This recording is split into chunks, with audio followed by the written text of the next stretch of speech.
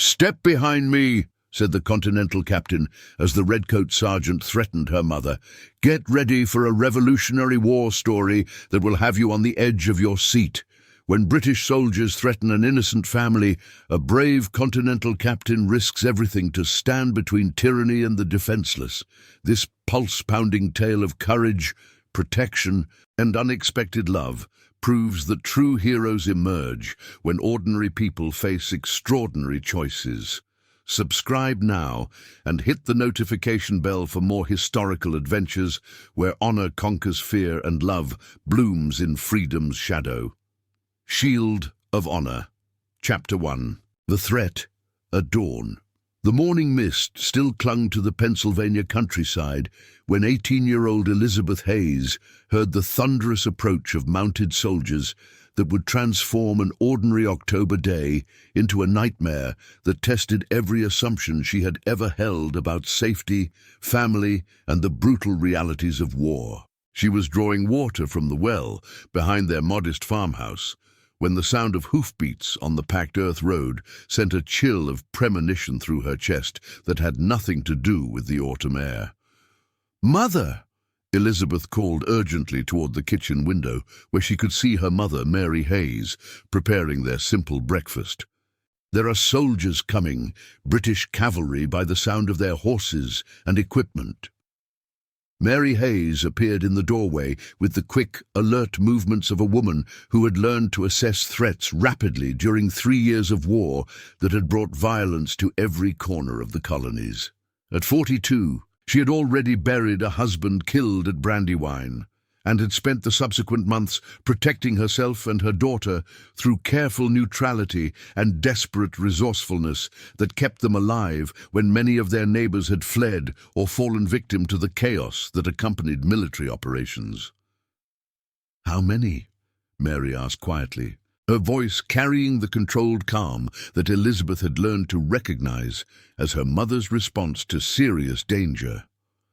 6 or 7 mounted soldiers, moving fast and with purpose rather than casual patrol, Elizabeth replied, setting down her water bucket and moving quickly toward the house. "They're wearing British uniforms and they're coming directly toward our farm." Through the kitchen window, they could see the riders approaching with the aggressive confidence of soldiers operating in hostile territory, where resistance was expected and brutality was often considered both necessary and justified.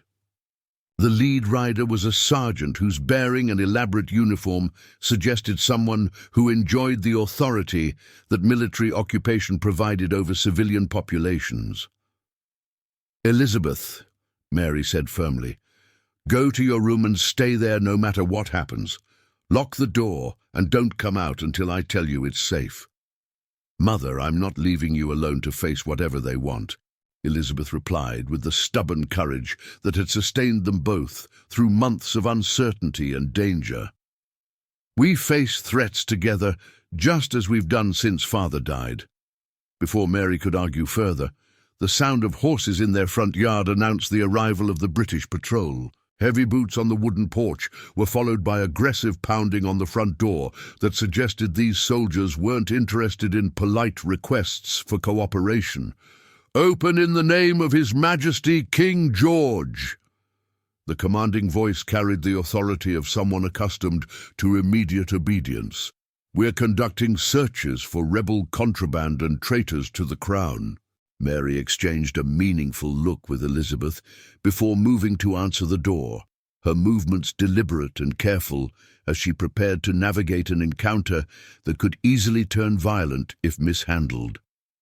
The British Army's treatment of colonial civilians had grown increasingly harsh as the war progressed, with accusations of rebel sympathy often serving as justification for seizure of property, imprisonment, or worse.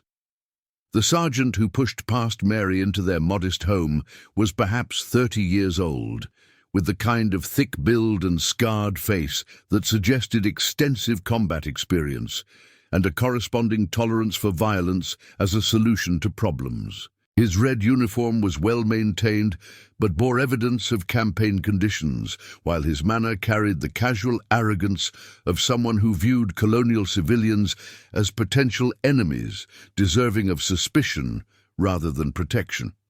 "Sergeant Briggs, 42nd Foot," he announced, surveying their simple furnishings with obvious disappointment at not finding evidence of the wealth that would make seizure worthwhile. "We've received reports of rebel activity in this area, and we're authorized to search all properties for evidence of treason or support for enemy forces." Mary maintained her composure despite the implied threat in Briggs's words. "Sergeant, this is a simple farming household. We've remained neutral throughout the conflict and have no involvement with military activities on either side." "Neutral?" Briggs's laugh carried ugly implications. "Madam, there is no neutrality in this rebellion. You're either loyal subjects of the Crown or treasonous rebels who deserve whatever punishment military necessity requires." Elizabeth watched from beside the kitchen fireplace as Sergeant Briggs began a systematic search of their home, overturning furniture and scattering their few possessions with the deliberate destructiveness of someone who found satisfaction in exercising power over helpless people. His soldiers spread throughout the house, examining personal items and family belongings with invasive thoroughness that felt like violation even when nothing incriminating was discovered. "Sergeant," Mary said carefully as Briggs examined her late husband's personal effects, "we have nothing to hide and nothing that would be of interest to military authorities. We're simply trying to survive until this conflict ends and normal life can resume." "Normal life?" Briggs turned toward Mary with an expression that made Elizabeth's blood run cold with growing fear. "Madam, normal life for colonial women requires proper respect for British authority and recognition of their place in the natural order of things." Unidad, the tone of his voice, had changed in ways that suggested the search for contraband was becoming secondary to other interests that Elizabeth was too young to fully understand, but old enough to recognize as dangerous. Mary's posture shifted almost imperceptibly, her body language revealing alert tension as she recognized the threat that was developing beyond simple military harassment.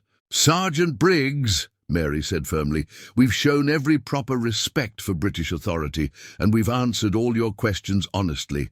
If your search is complete, we'd appreciate being allowed to return to our normal activities." "Our search will be complete when I determine it's complete," Briggs replied, moving closer to Mary with obvious intent that made Elizabeth step protectively toward her mother. "And our investigation of this household's loyalty may require more thorough examination of its inhabitants."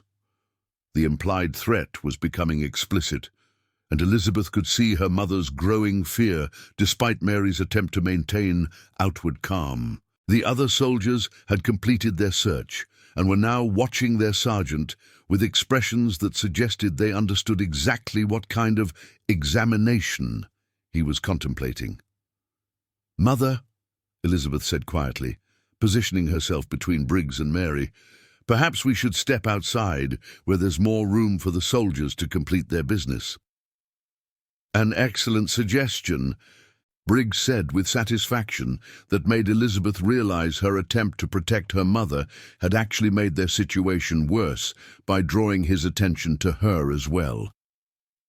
"Though I believe our business with this household is just beginning." Before Briggs could advance further toward the two women, the sound of approaching horses announced the arrival of additional military personnel. But instead of British reinforcements, the riders who appeared in their yard wore the blue coats of Continental forces, American soldiers whose presence would either escalate the confrontation into active combat or provide the intervention that Mary and Elizabeth desperately needed. The Continental officer who dismounted and approached their house carried himself with the confident authority of someone accustomed to command, though his youth suggested rapid advancement through battlefield competence rather than traditional military connections. Captain James Sullivan was perhaps 28 years old, with intelligent brown eyes and the kind of weathered handsomeness that spoke of outdoor campaigns and honest courage rather than drawing-room socializing. "Sergeant!"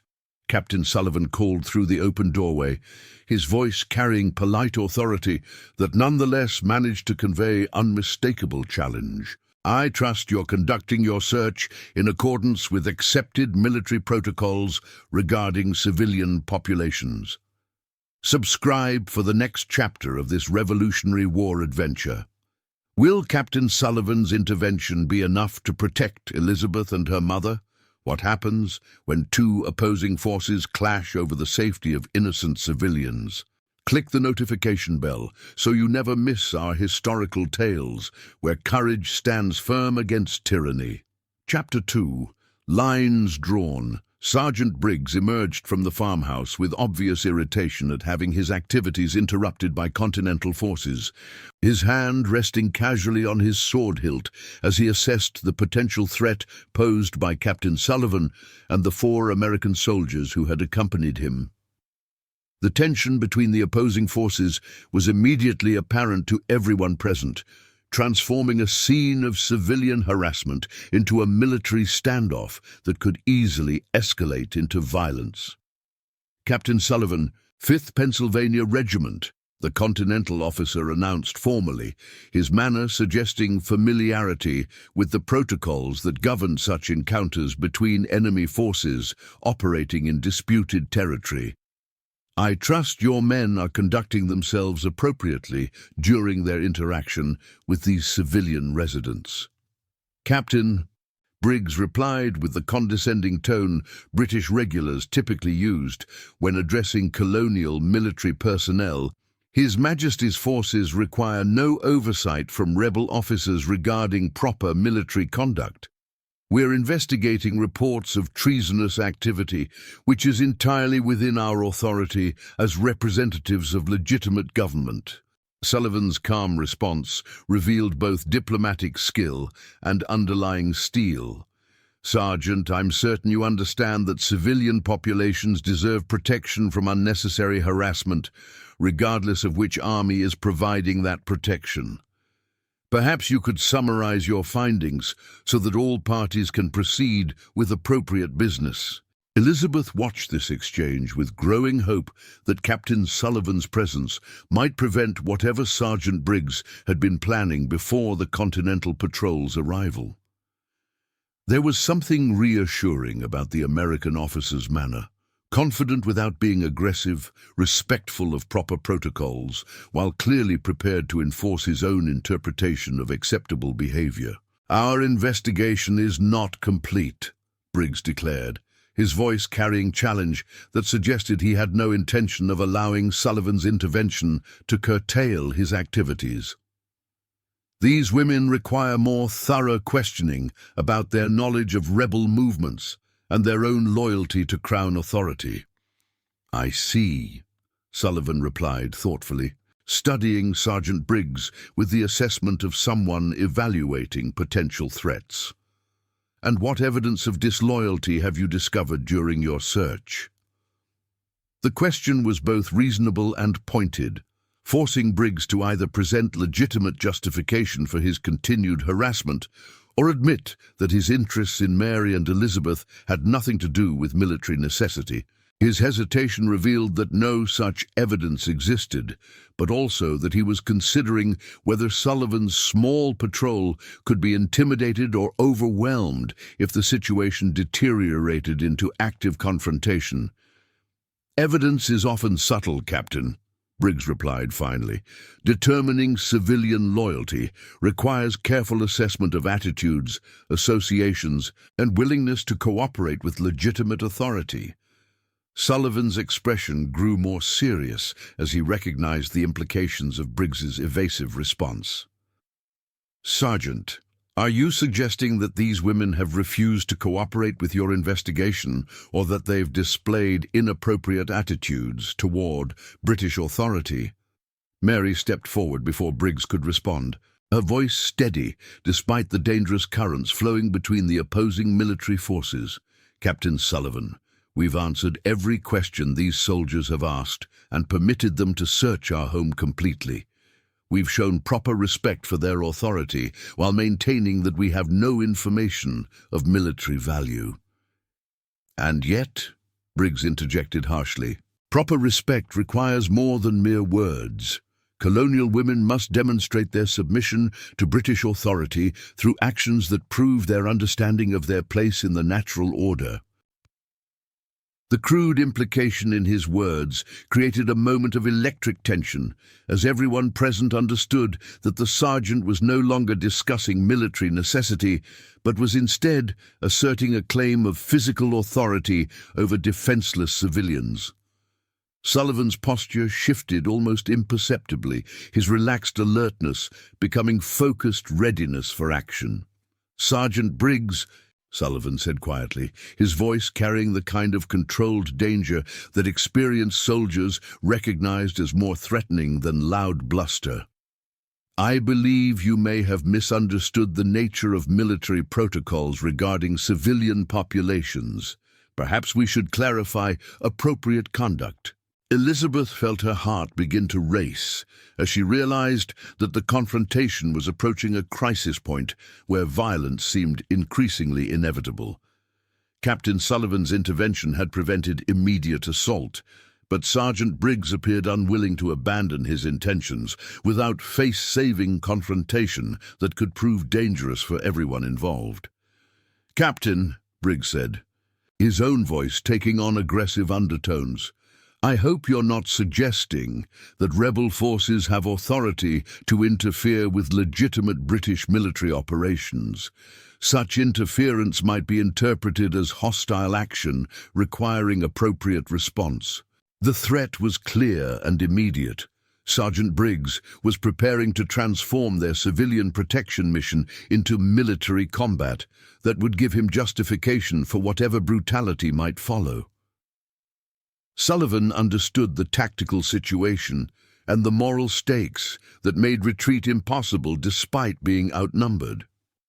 "Ladies," Sullivan said calmly, addressing Mary and Elizabeth directly, while keeping his attention focused on the British soldiers, "I believe it would be appropriate for you to step behind me while we resolve this military disagreement." Elizabeth felt a surge of gratitude for Sullivan's protection, though she also recognized that his willingness to shield them could result in his death and that of his men if the confrontation escalated beyond verbal sparring. Moving to the position he had indicated, she found herself close enough to observe the details of his preparation for potential combat. Sullivan carried himself with the confident competence of someone who had survived multiple battles and understood exactly what violence looked like when diplomacy failed. His weapons were well maintained but showed evidence of use, while his manner suggested someone who preferred peaceful solutions but was entirely prepared for alternatives when necessary. "Sergeant," Sullivan continued, his tone remaining conversational despite the deadly implications of their standoff, "I'm sure you understand that military honor requires protection of non-combatants from inappropriate treatment. Perhaps your men would benefit from reviewing those protocols before continuing their activities in this area." Briggs' face flushed with anger at being lectured about military honor by a colonial officer, but he also recognized that Sullivan's calm confidence suggested combat experience that could make direct confrontation costly even if British numbers provided ultimate advantage. His soldiers were watching their sergeant for signals about how to proceed, clearly understanding that their next actions could determine whether they left this farmyard alive. "You're outnumbered, Captain," Briggs observed, his hand moving closer to his weapon. 5 Continental soldiers against 6 British regulars. Perhaps you should consider whether protecting these women is worth the lives of your men." Sullivan's slight smile carried no humor but considerable confidence. "Sergeant, I've been outnumbered in better causes than this. but you might want to consider whether your men are prepared to die for your personal entertainment rather than legitimate military objectives. The challenge hung in the morning air like gunpowder smoke, forcing Sergeant Briggs to decide whether his desire to assault Mary and Elizabeth was worth the battle that would certainly result from pressing his claims. Elizabeth could see the British soldiers exchanging uncertain glances, clearly recognizing that their sergeant's motivations had little to do with military necessity. Before Briggs could respond, the sound of additional horses approaching created new complications that could tip the balance decisively toward either side. Through the morning mist, Elizabeth could see more riders cresting the hill that led to their farmyard, but whether they wore red or blue coats remained unclear in the distance. Don't miss the next chapter. Who are the approaching reinforcements? And will they tip the balance toward justice or tyranny? What personal connection will develop between Elizabeth and the captain who risked everything to protect her? Subscribe now and hit the bell icon for more Revolutionary War adventures where honor faces its ultimate test. Chapter 3. The Price of Protection. The approaching riders resolved into a mixed patrol of Continental and local militia forces led by Colonel David Hayes, a name that made Elizabeth's heart leap with recognition and relief, though she hadn't seen her mother's brother since her father's funeral 2 years earlier.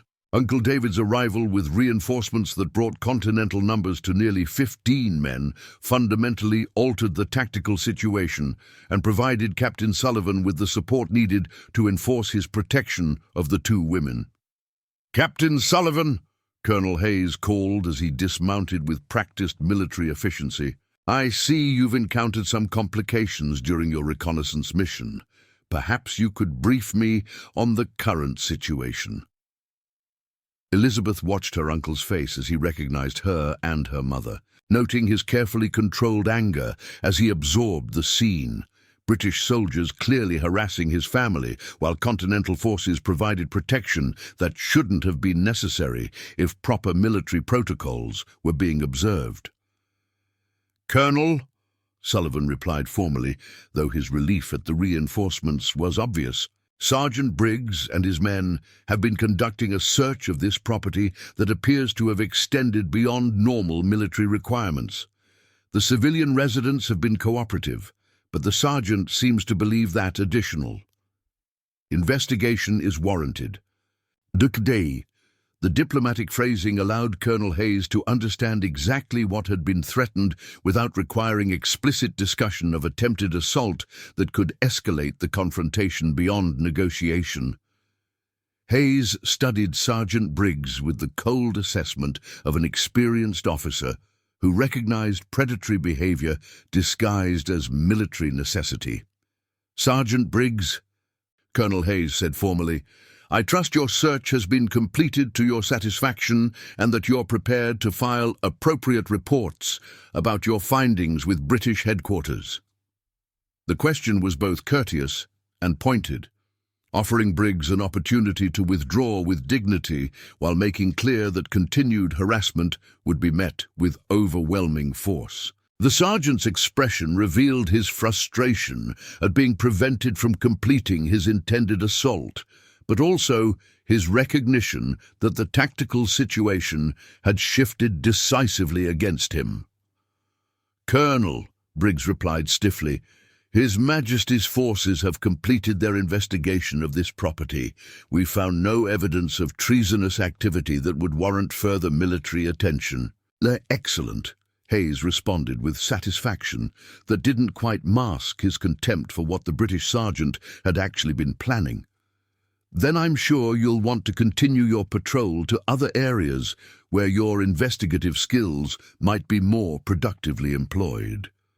The dismissal was polite but unmistakable, backed by sufficient force to make resistance futile, and framed in terms that allowed the British soldiers to depart without losing face through open retreat.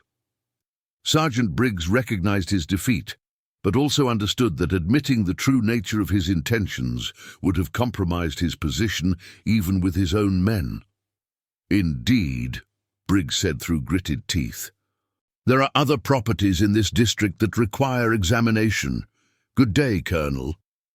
Elizabeth felt overwhelming relief as the British patrol mounted their horses and departed with obvious reluctance, their threat neutralized by the arrival of family protection and overwhelming Continental force. But her attention quickly shifted to Captain Sullivan, whose courage in standing between her family and serious danger had saved them from assault that could have destroyed their lives. "Captain Sullivan," Colonel Hayes said warmly as the British riders disappeared over the hill, "I'm Colonel David Hayes, and I believe you've just protected my sister and niece from what could have been a very unpleasant situation. My family owes you a debt of gratitude that words can't adequately express." Sullivan's response revealed both military courtesy and personal modesty that made Elizabeth study his character more closely. "Colonel, protecting civilians from unnecessary harassment is part of every officer's duty. I'm glad we arrived when we did, but I'm even more glad that your reinforcements prevented what could have become a very costly confrontation." "Uncle David," Elizabeth said, stepping forward to embrace the family member she hadn't seen since their darkest days after her father's death. "It's wonderful to see you again, though I wish the circumstances were less frightening." Colonel Hayes's reunion with his sister and niece was emotional but brief, tempered by the military realities that made extended family visits impossible during active campaign seasons. His examination of their living conditions revealed concern about their vulnerability and determination to provide better protection for the future. "Mary Elizabeth," Colonel Hayes said seriously, "this incident demonstrates that your current situation isn't sustainable. British patrols are becoming more aggressive, and your isolation makes you targets for the kind of harassment we witnessed today. You need to consider relocating to areas under more secure American control." Mary's response revealed the practical difficulties that had kept them at their farm despite obvious dangers. "David, this property is all we have left. If we abandon it, we lose our only source of income and become completely dependent on charity or family support that you can't provide while serving with the Continental forces." The dilemma was real and immediate. Staying meant continued exposure to British harassment and potential assault. But leaving meant economic destruction and uncertain prospects for survival in a war-torn country where displaced civilians often faced starvation or worse. "Mrs. Hayes," Captain Sullivan interjected thoughtfully, "what if there were ways to maintain your property while providing better security for your family? The Continental Army has been experimenting with programs to protect civilian populations in disputed areas." Elizabeth felt her heart begin to race at Sullivan's suggestion, though she wasn't sure whether her excitement came from the prospect of improved security or from the possibility of continued contact with the officer who had risked his life to protect them. "Captain," Colonel Hayes said with obvious interest, "what kind of programs are you referring to? I hadn't heard of organized efforts to protect isolated civilian properties." Sullivan's explanation revealed both tactical thinking and genuine concern for civilian welfare. "Sir, we've been establishing safe houses and patrol routes that provide regular Continental presence in areas where British forces have been harassing loyal American families. It requires coordination between regular forces and local militia, but it's proven effective in several districts." The conversation that followed outlined possibilities that could address both Mary's practical concerns about maintaining their property and Colonel Hayes's military worries about family safety. Captain Sullivan's suggestions demonstrated sophisticated understanding of both military tactics and civilian needs, while his obvious personal interest in their welfare added emotional weight to practical considerations. As the mixed Continental and militia forces prepared to continue their patrol, Elizabeth found herself reluctant to see Captain Sullivan depart without some assurance that their paths would cross again. His protection had awakened feelings of gratitude that were rapidly evolving into something deeper and more personal. "Captain Sullivan," Elizabeth said as he prepared to mount his horse, "I hope you'll allow me to properly thank you for what you did today. Your courage saved us from consequences I don't want to imagine." Sullivan's response revealed both military courtesy and growing personal interest that matched her own developing feelings. "Miss Hayes, knowing that you and your mother are safe is thanks enough. But if circumstances permit, I'd welcome the opportunity to call on your family again to ensure your continued welfare." The suggestion was both proper and promising, offering Elizabeth hope for renewed acquaintance with the man whose character had proven itself under the most challenging circumstances. Colonel Hayes's obvious approval of Sullivan's conduct and character provided additional reason to believe that such a relationship could develop with family blessing. Subscribe for the stunning conclusion. Will Elizabeth and Captain Sullivan's growing bond survive the trials of war? How will their love story unfold as the revolution continues to test every relationship? Hit the notification bell for the final chapter that reveals whether courage in battle can lead to triumph in love.